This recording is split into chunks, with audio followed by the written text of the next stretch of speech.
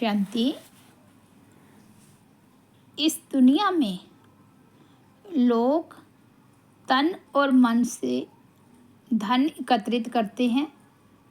सारी उम्र तन भी लगाते, मन भी पूरा लगाते, तो तब जाकर कुछ धन इकट्ठा होता है, और वो भी एक जन्म के लिए।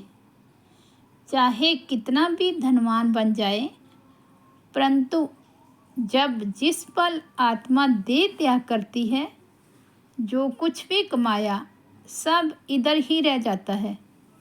परंतु शिव बाबा बेहद का बाबा, एक जन्म, वो भी संगम युग का जन्म। बाबा हमारा तन मन और धन तीनों को सफल करते हैं। ऐसा सफल करते हैं जो हम जन्म जन्मांतर के लिए पद्मा पद्म पति बन जाते हैं। परंतु सफल करने की भी विधि है।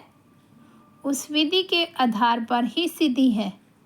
वो विधि क्या है, कैसे हम पद्मों की कमाई जमा कर सकते हैं, आज हम ईश्वरीय महावाक्यों में सुनेंगे। तो सुनते हैं बाबा के महावाक्य। आज है 11 नवंबर 2024। बाबा के मधुर महावाक्य हैं। मीठे बच्चे, अपने ऊपर पूरी नज़र रखो। कोई भी बेकायदे चलन नहीं चलना। श्रीमत का उल्लंघन करने से गिर जाएंगे। गिरते कब हैं? जब श्रीमत का उल्लंघन करते हैं। आज का प्रश्न है, पद्मा पद्मपति बनने के लिए कौन सी खबरदारी चाहिए? उत्तर है, सदैव ध्यान रहे, जैसा कर्म हम करेंगे हमें देख और भी करने लगेंगे। किसी भी बात का मिथ्या अहंकार न आए। मुरली कभी भी मिस न हो। मनसा वाचा कर्मणा अपनी संभाल रखो। यह आंखें धोखा ना दे तो पद्मों की कमाई जमा कर सकेंगे।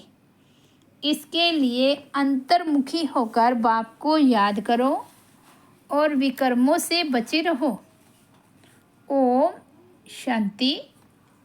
रूहानी बच्चों को बाप ने समझाया है।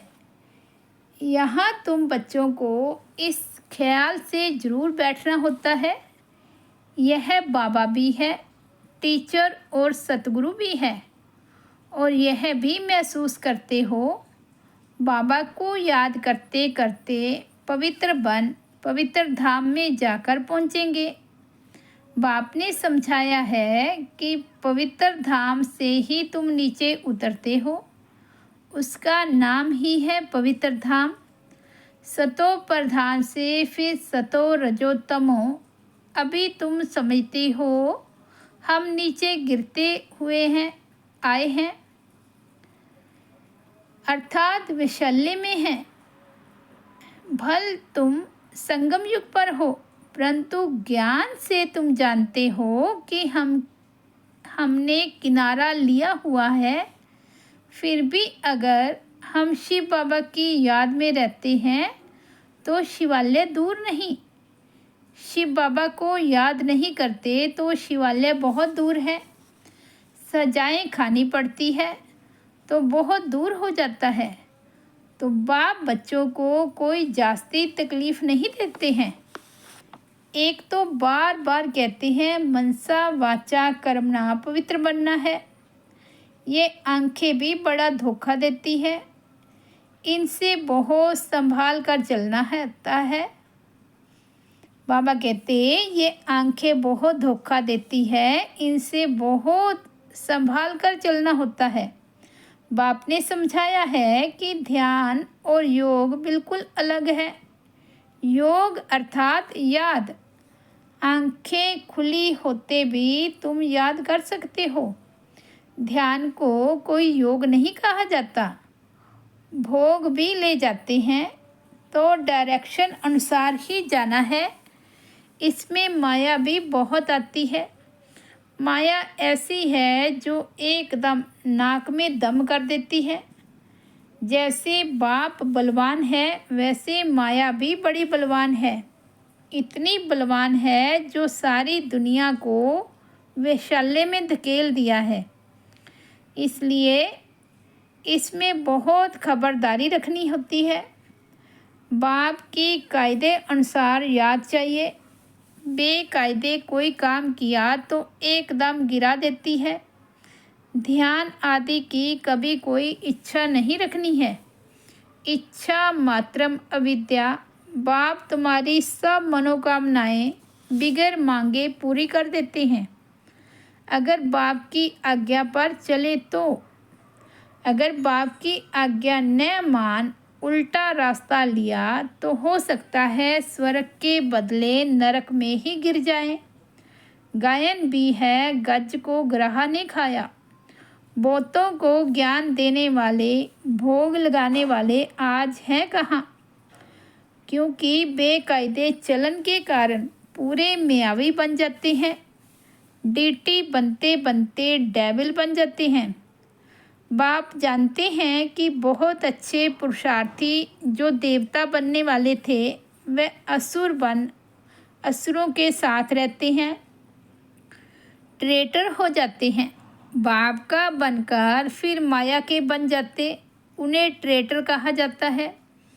अपने ऊपर नज़र रखनी होती है। श्रीमत का उल्लंघन किया तो यह गिरे, पता भी नहीं पड़ेगा। बाप तो बच्चों को सावधान करते हैं कि कोई ऐसी चलन न चलो जो रसातल में पहुंच जाओ। कल भी बाबा ने समझाया, बहुत गोप हैं, आपस में कमेटियां आदि बनाते हैं, जो कुछ करते हैं श्रीमत के आधार बिगैर करते हैं तो डिससर्विस करते हैं। बिगैर श्रीमत करेंगे तो गिरते ही जाएंगे। बाबा ने शुरू में कमेटी बनाई थी तो माताओं की बनाई थी, क्योंकि कलश तो माताओं को ही मिलता है। वंदे मातरम गाया हुआ है ना। अगर गोप लोग कमेटी बनाते हैं तो वंदे गोप तो गायन नहीं है। श्रीमत पर नहीं तो माया के जाल में फंस पड़ते हैं। बाबा ने माताओं की कमेटी बनाई, उन्हों के हवाले सब कुछ कर दिया। पुरुष अक्सर करके दिवाला मारते हैं, स्त्रियां नहीं। तो बाप भी कलश माताओं पर रखते हैं। इस ज्ञान मार्ग में माताएं भी दिवाला मार सकती है। पद्मा पद्म भाग्यशाली जो बनने वाले हैं वे माया से हार खाकर दिवाला मार सकते हैं। इसमें स्त्री पुरुष दोनों दिवाला मार सकते हैं और मारते भी हैं। कितने हार खाकर चले गए, गोवा दिवाला मार दिया ना। बाप समझाते हैं, भारतवासियों ने तो पूरा दिवाला मारा है। माया कितनी ज़बरदस्त है, जो समझ नहीं सकते हैं हम क्या थे, कहाँ से एकदम नीचे आकर गिरे हैं। यहाँ भी ऊँच चढ़ते चढ़ते फिर श्रीमत को भूल अपनी मत पर चलते हैं तो दिवाला मार देते हैं। वो लोग तो दिवाला मारते फिर 5-7 वर्ष बाद खड़े हो जाते हैं। यहाँ तो 84 जन्मों का दिवाला मारते हैं। ऊंच पद पा ना सके, दिवाला मारते ही रहते हैं। बाबा के पास फ़ोटो होता तो बतलाते। तुम कहेंगे बाबा तो बिल्कुल ठीक कहते हैं, ये कितना बड़ा महारथी था, बहुतों को उठाते थे, आज है नहीं, दिवाले में है। बाबा घड़ी घड़ी बच्चों को सावधान करते रहते हैं। अपनी मत पर कमेटियां आदि बनाना, इसमें कुछ रखा नहीं है। आपस में मिलकर झरमुई झगमुई करना, ये ऐसा करता है, फलाना ऐसा करता था, सारा दिन यही करते रहते हैं। बाप से बुद्धि योग लगाने से ही सतो प्रधान बनेंगे। बाप का बने और बाप से योग नहीं तो घड़ी घड़ी गिरते रहेंगे। कनेक्शन ही टूट पड़ता है। लिंक टूट जाए तो घबराना नहीं चाहिए। माया हमें इतना तंग क्यों करती है? कोशिश कर बाप के साथ लिंक जोड़नी चाहिए।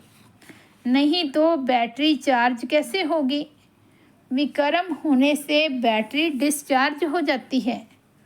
शुरू में कितने ढेर के ढेर बाबा के आकर बने, भट्टी में आए, फिर आज कहाँ है।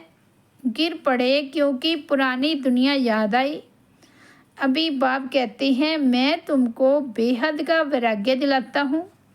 इस पुरानी दुनिया से दिल नहीं लगाओ, दिल स्वर्ग से लगानी है। अगर ऐसा लक्ष्मी नारायण बनना है तो मेहनत करनी पड़े। बुद्धि योग एक बाप के साथ होना चाहिए। पुरानी दुनिया से वैराग्य, सुख धाम और शांति धाम को याद करो। जितना हो सके उठते बैठते चलते फिरते बाप को याद करो। यह तो बिल्कुल ही सहज है। तुम यहाँ आए ही हो नर से नारायण बनने के लिए। सबको कहना है कि अब तमो प्रधान से सतो प्रधान बनना है, क्योंकि रिटर्न जर्नी होती है। वर्ल्ड की हिस्ट्री ज्योग्राफी रिपीट माना नरक से स्वर्ग, फिर स्वर्ग से नरक। यह चक्कर फिरता ही रहता है। बाप ने कहा है यहाँ सुदर्शन चक्र होकर बैठो। बाबा ने कहा है यहाँ सुदर्शन चक्रधारी होकर बैठो। इसी याद में रहो कि हमने कितने बार चक्कर लगाया है। अभी फिर से हम देवता बन रहे हैं। दुनिया में कोई भी इस राज को नहीं समझते हैं। ये ज्ञान देवताओं को है नहीं, वह तो है ही पवित्र। उनमें ज्ञान ही नहीं जो शंख बजाएं। वह पवित्र है, उनको यह निशानी देने की दरकार नहीं। निशानी तब होती है जब दोनों इकट्ठे होते हैं। तुमको भी निशानी नहीं, क्योंकि तुम आज देवता बनते बनते कल असुर बन जाते हो। बाप देवता बनाते, माया असुर बना देती है। बाप जब समझाते हैं तब पता पड़ता है कि सचमुच हमारी अवस्था गिरी हुई है। कितने बेचारे शिव बाबा के खजाने में जमा कराते, फिर मांग कर असुर बन जाते। इसमें योग की ही सारी कमी है। योग से ही पवित्र बनना है। बुलाते भी हो बाबा आओ, हमें पति से पावन बनाओ, जो हम स्वर्ग में जा सकें। याद की यात्रा है ही पावन बन ऊंच पद पाने के लिए।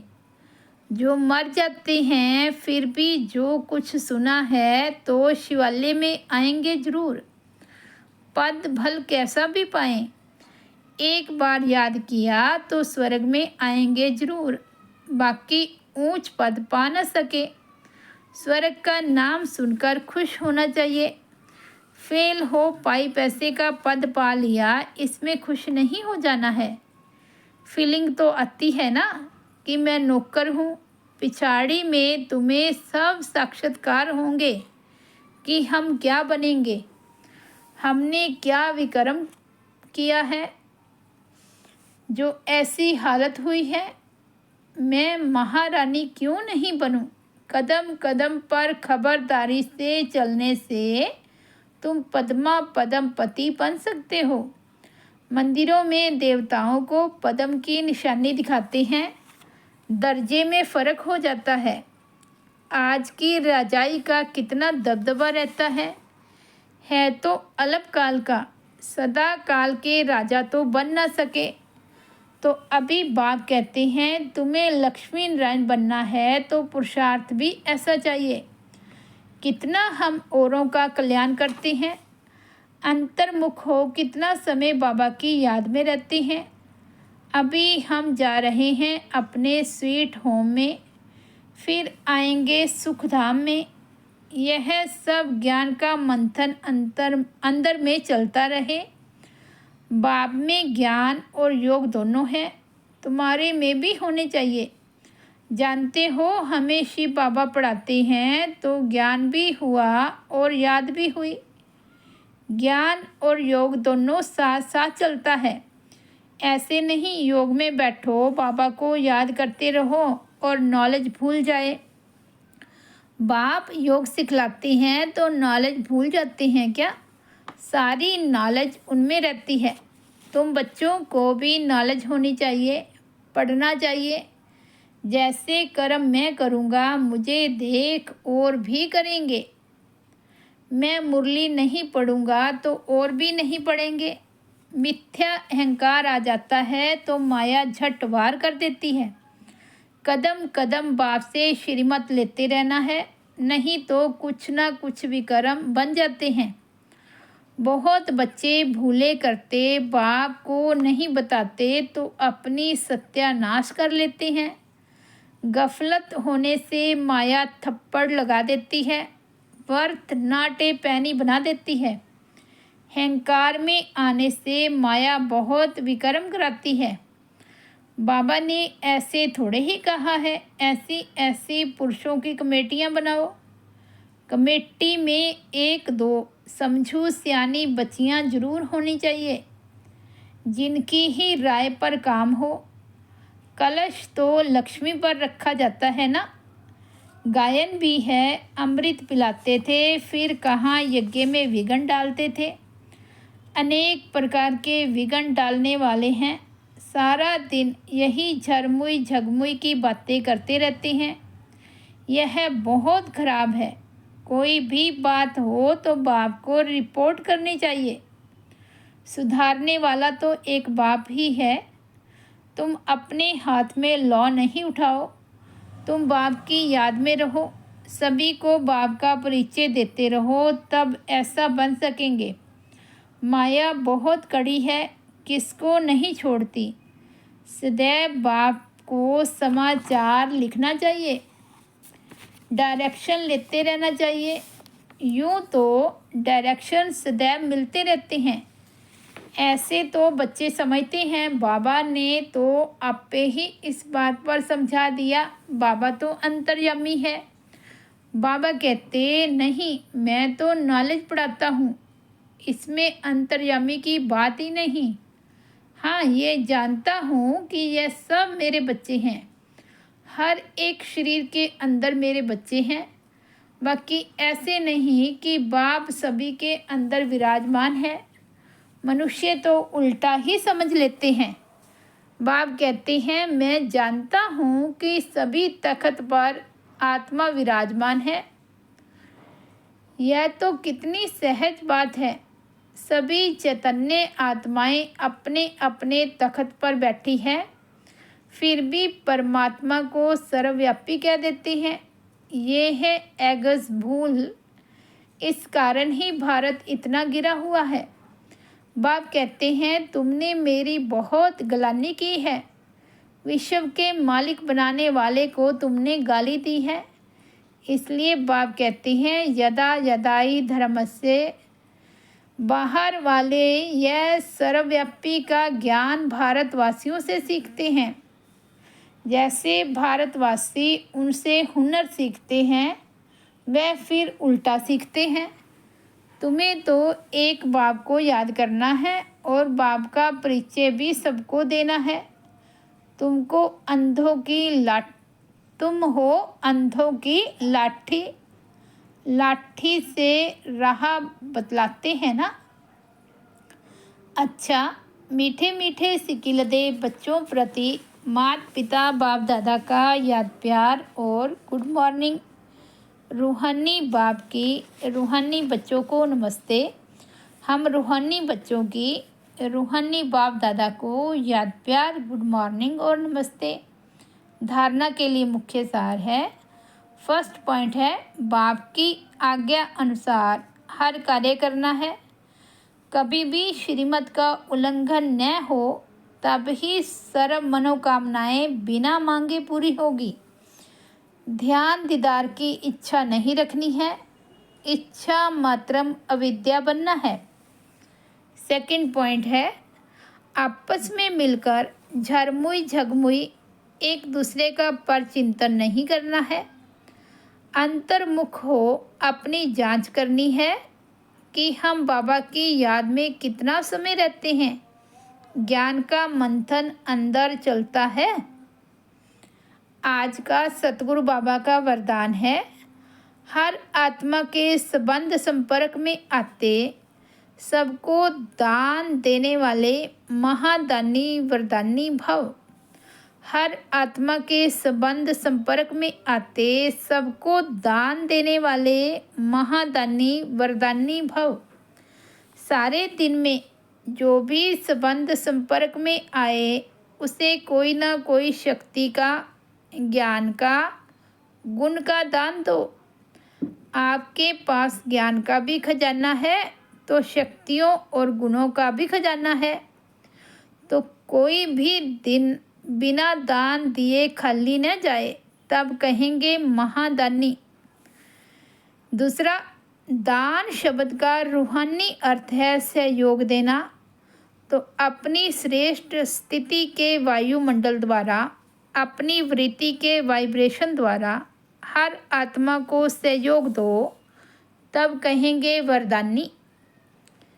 आज का स्लोगन है, जो बाप दादा और परिवार के समीप हैं उनके चेहरे पर संतुष्टता, रूहानियत और प्रसन्नता की मुस्कुराहट रहती है।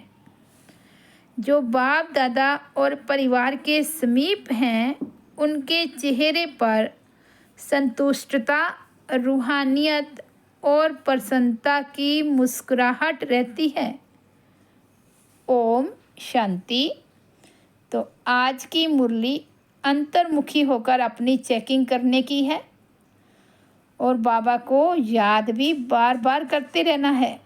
दूसरा, मनसा वाचा कर्मणा वृत्ति और स्थिति से महादानी और वरदानी भी बनेंगे और शक्तियों का, गुणों का, ज्ञान का दान भी करते रहेंगे। ओम शांति।